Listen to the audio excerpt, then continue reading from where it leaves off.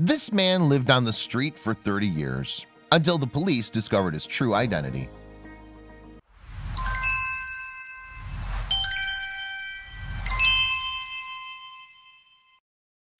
Mick Myers had a difficult childhood and eventually found himself living on the streets for the majority of his adult life. He was completely disregarded by the people he once called his family, friends, and even by society as a whole. But then one county deputy sheriff gave Myers the chance to get his life back on track. With his help and that of a devoted volunteer, Myers was able to get off the streets. Not only that, but he was reconnected with someone who thought he was gone from his life forever. Born in 1950, all Mick Myers knows is that he was adopted by a family from San Leandro, California when he was 2 years old. In fact, he didn't even know if Mick Myers was his real name. As a child, Myers earned decent grades and participated in his high school marching band. Unfortunately, things turned sour as he grew up. As a teenager, he had trouble getting along with his siblings, who he felt treated him as an outsider. After the passing of his adoptive parents, his siblings and another extended family turned their back on Myers, disowning him. Unfortunately, this isn't uncommon for adopted children. It happened around the same time Myers began to have a falling out with his childhood friends from San Leandro as well. It didn't take long for Myers to find himself without a job or a support system. He felt that any of his purpose in life had been ripped out from under him. Amazingly, Myers finally found a job that he enjoyed as a truck driver. He enjoyed the job so much it allowed him to travel and gave his life much-needed structure. Even though he was constantly moving around, he still had a driving schedule that he followed every day and became close with his coworkers. Although he held the job down for some time, Myers was faced with a tragedy that would result in him becoming homeless once again. It would also undo any of the progress he'd made in turning his life around. Myers thoroughly enjoyed his time as a truck driver, but unfortunately, he was involved in a serious car accident. The crash resulted in Myers breaking his back, sending him to the hospital for several weeks. Even after leaving the hospital, Myers was confined to a wheelchair for the next year and was only rehabilitated enough to walk around on crutches. However, the worst of it all was that he realized he wouldn't be able to work as a truck driver anymore. At the age of 67, this man survived alone on the streets and without any help from his family or the government. By panhandling and playing his guitar on the side of the street, he barely made enough money to survive on the streets. In 2017, he was 67 years old and had spent the majority of his life homeless. Of course, he isn't alone, with 25% of the United States homeless population living in California. In 2017, it was also estimated by the Federal Department of Housing and Urban Development that the number of homeless in America is over 554,000 people.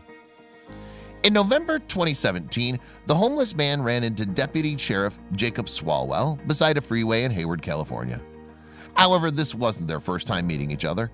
The junction was one of the homeless man's hangout areas where he would panhandle and play the guitar, a busy area where Swalwell had repeatedly asked him not to beg.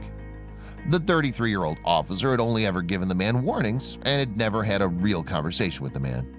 All he knew was that he was a homeless man who frequently begged on Foothill Boulevard. At one point, Swalwell had intended to give the man a citation for continuing to panhandle on the corner. He was warned not to. Of course, the homeless man didn't have an ID to provide, which got the two men talking. The homeless man ended up telling the deputy all about his family, disability, and life on the street. Without an ID, the man wasn't eligible for Social Security, something that made his life on the streets that much more difficult. He'd remained undocumented for the majority of his life. Even though he was injured, Myers knew that he still needed to work if he wanted to survive. However, his back condition made many jobs almost impossible, even if they wouldn't have been that hard for someone healthy. Most jobs that he applied for required him to be on his feet for hours, which would cause him great pain. He skipped around between manufacturing and food service positions and even worked at the DMV for some time. Myers elaborated that he couldn't get an ID even if he wanted one because he didn't have any of the required documents. This excluded him from receiving any government support. Swalwell couldn't help but feel sorry for Myers, stating, "You've got someone to help you now. I'll help you get an ID so you can get Social Security and get off the streets." Myers was deeply thankful for Swalwell's kindness, and this marked the beginning of their friendship. Considering that there are thousands of homeless in California, it begs the question, why did Swalwell decide to personally help Myers over anyone else? As it turns out, Swalwell claims he felt Myers was being truthful and sincere, something policemen don't always necessarily experience while on the beat. Something else that made Swalwell believe Myers' story was that he never spent the money he made on drugs or alcohol. He barely made enough money to get a meal at a local fast food restaurants, so that's what he spent all his money on. Deputy Swalwell wasted no time in getting Myers the proper help that he needed. His first stop was the DMV to see if he could retrace Myers' records and learn at what point that he'd been lost. Unfortunately, even though Myers was a former DMV employee, it looked as though his records had been erased. Now, in order to be issued a government ID, Myers would need to acquire a birth certificate, as well as proof that he was a resident of California. Swalwell knew how difficult this process would be and asked, "How does a homeless person come up with two forms of residency?" Swalwell's next stop was to enlist the help of his church pastor and other members of the Alameda Sheriff's Department. They helped to provide Myers with proof of residency by signing off on the necessary documents. Simultaneously, Swalwell got started to work on Myers' birth certificate, following a paper trail back to the hospital where he was born. In the end, the deputy managed to get his hands on the birth certificate and turned in all the necessary paperwork to the DMV. After jumping through countless bureaucratic hoops, Myers was able to get an ID in December 2017. After going through all Myers' documents, it was discovered that Mick wasn't Myers' given birth name, but it was a shortened version of his middle name. Myers' real name at birth was Gordon Michael Oakley, something Myers was completely unaware of. By now, local media had caught on to the story and approached Swalwell for more information. People soon became interested in the police officer who was helping a homeless man get off the streets. The story helped raise awareness about other forms of help that Myers would need. Mark Askins, an experienced private investigator, heard about Myers' story and immediately became interested. For some time, he'd volunteered for the charity Miracle Messages, which helped reunite homeless individuals with their long-lost family and friends. He reached out to Swalwell and offered his services to help find Myers' biological family, well aware of the difficulties that would stand in his way. He felt that his help might greatly increase Myers' chances of actually getting off the streets, and knew Miracle Messages could help. Many homeless people have a difficult time reaching out to their families, whether it's due to their own shame, lack of knowledge and limited technology, mental disability, or countless other reasons. Many rely on volunteers like Askins for help. Just like countless other homeless individuals, Myers had fallen off the grid, with nobody knowing where to find him, even if they wanted to.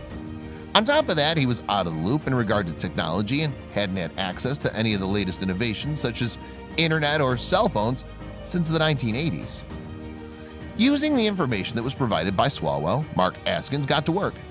With just Myers' real birth name, date, place, and his mother's maiden name, he began looking through the documents at the Alameda County Courthouse, hoping to find any surviving relatives. When a baby's born today, their information is meticulously recorded in a computer database. Back in the 1950s, that wasn't the case. While their information was written down, it wasn't nearly as organized. In fact, many of the records from the first half of the 20th century still haven't been digitized or made available to the public. Eventually, Askins' persistence paid off.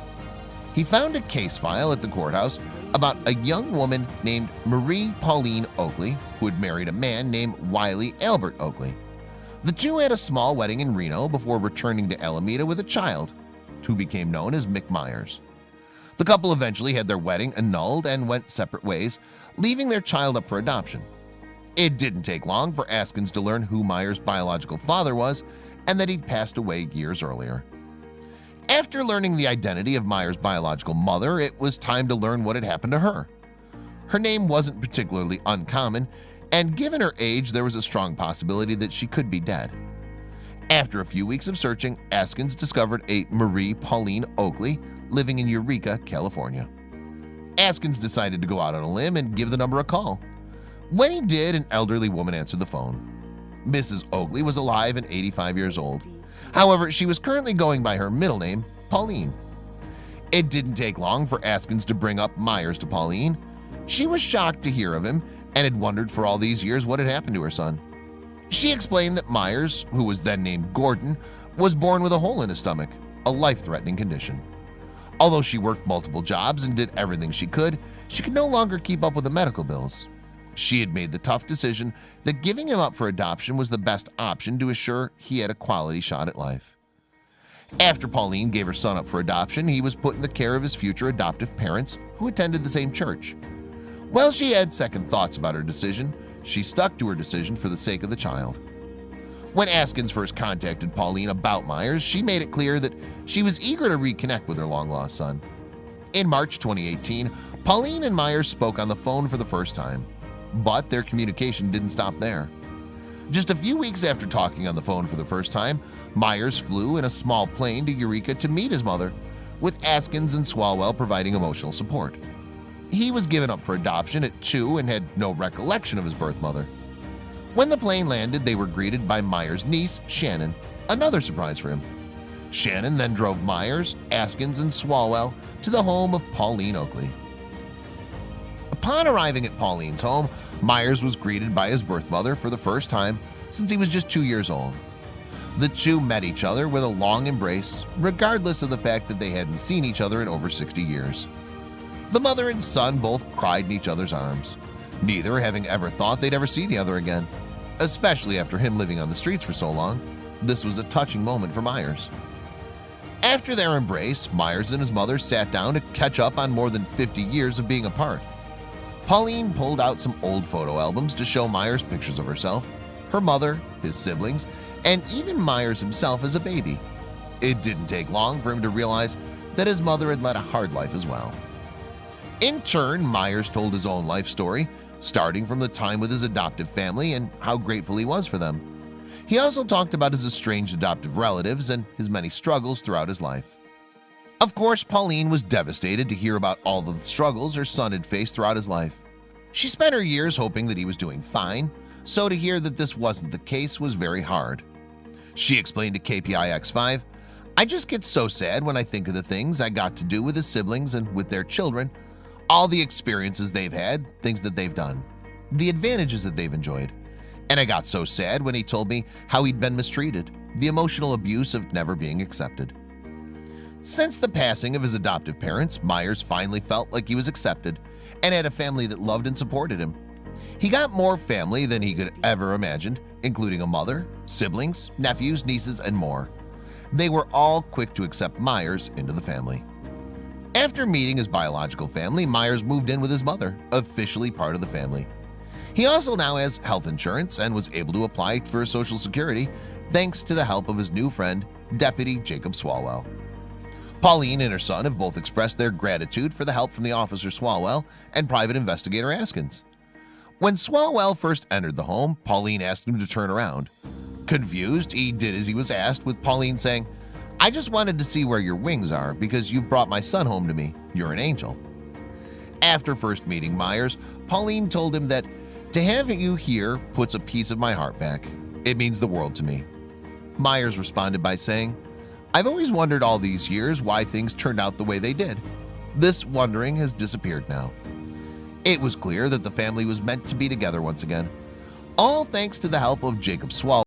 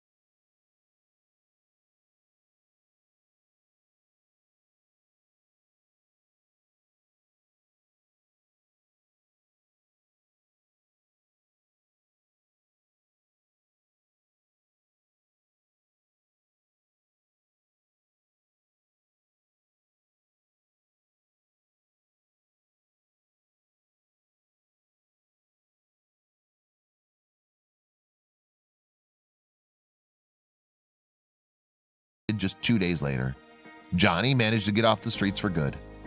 According to the Facebook page, Johnny has 2 meals a day, a shower, a pair of clean clothes, a room to himself with quiet, a king-size bed, TV with cable, fridge, a microwave, Pepsi, and leftovers. He's safe and resting.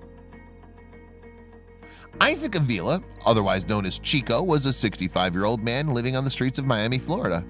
With the help of a volunteer named Gabby from Miracle Messages, his life was going to change forever. With her help, he recorded a video in hopes that it would reach his sister, Guadalupe. He told her how much he loved and missed her. Sure enough, Guadalupe eventually saw the video and reunited with her brother. After reuniting with his sister, he moved off the streets and now lives with her and her children. Next is another story that shows how one simple act of kindness can change a homeless person's life forever. For most of his adult life, Spanish native Jose Antonia lived on the streets in Palma. Although he'd been trained in a technical field, it wasn't his lack of effort that constantly landed him on the streets. Unfortunately, he struggled with mental illness, which made it difficult for him to live normally and form a routine that would be conducive for someone working full-time. Instead, he found himself frequently living on the streets. For almost 25 years, Jose was a local trademark of Palma. Although locals familiar with his presence knew who he was, many would typically carry on with their daily lives, not giving him a second thought. However, a group of the locals took a liking to Jose and even gave him the affectionate nickname Josete. As the years went on, those who cared for Jose began to devise a plan to get him back on his feet. Although Jose had no knowledge of their plan, they didn't want to get his hopes up until it was a sure thing. At just 30 years old, Jose lost his home and found himself living on the streets. But he didn't give up entirely and did his best to make any money that he could. He worked small jobs for meager wages, even working as a parking attendant in Mallorca for some time. Most of his money went towards buying food, although it wasn't enough to put a roof over his head. After almost 25 years of being homeless, Jose had grown used to his life on the streets. Although he was 55 years old, he looked much older due to his living conditions. His hair was long and his beard was shaggy, adding decades to his look. But after being approached by Salva, he was going to hopefully get out of his less-than-ideal situation. Salva was the owner of a salon called La Salvajeria and offered Jose the opportunity to have a complete makeover with no charge at all. Salva recognized that Jose would need a complete new look if he ever wanted to find success in a professional career once again. She also understood that it would take more than just a haircut and a shave to get him back on his feet in order to be taken seriously. After making it clear that she would be covering the cost of the makeover, Jose gladly accepted Salva's offer. He was ready to change his life. Upon entering the salon, Jose felt extremely uncomfortable. For 25 years, he'd remained on the streets with such an establishment being completely out of his reach. He felt that he didn't belong in such a nice place, especially since he wasn't paying. While he may have thought about going back on his decision to accept the offer, he knew this was the first step in changing his life. So he calmed himself, knowing how beneficial this experience would be. Before starting the makeover process, Jose stared at himself for a long time, knowing that he probably wouldn't even recognize himself after. Then all the mirrors were taken down in the salon so that Jose would only see the final results. Jose then asked, "Leave the doors over the mirrors open for the moment so I can see myself for the last time like this. Then close them to see if when they open again, it's as if something else really happened up in my life, like a symbol." When Jose first entered the salon, his hair was long and gray, reaching down to his shoulders. His beard was unkempt too, which wasn't only uncomfortable but unprofessional. Of course, for the past 25 years, Jose didn't care about his physical appearance, as he was more worried about what he was going to eat, where he was going to sleep, and how he was going to survive. As soon as Salva began cutting away his hair and beard, Jose began to express how nervous he was about the whole process. Even though he agreed to go through with the makeover, he was scared about how everything would turn out and was scared about the unknown. Regardless of his concerns, he knew that this makeover would be life-changing and would maybe even help him back on his 2 feet again. This would be a redefining moment for him, something not everyone is lucky to get.